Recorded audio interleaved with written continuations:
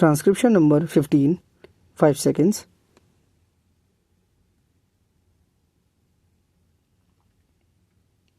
Start.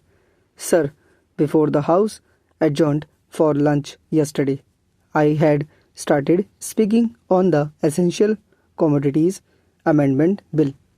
I have got here with me the bill as introduced.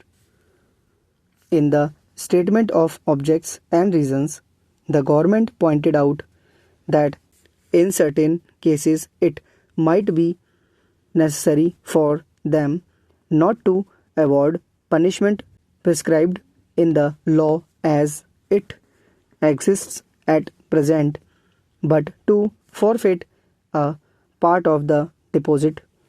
This relates to minor offences under the Essential Commodities Act. I can quite understand this, and generally, therefore, nobody would oppose this thing.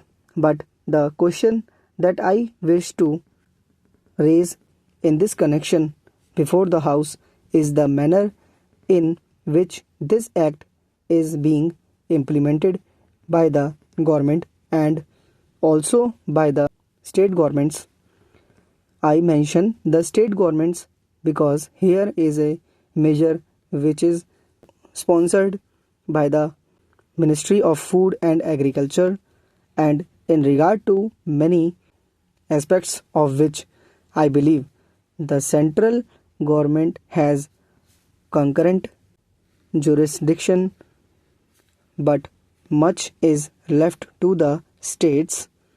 Our experience has been, especially in the state from which I come, namely West Bengal, that this act is not implemented properly by the state authorities because of various connections of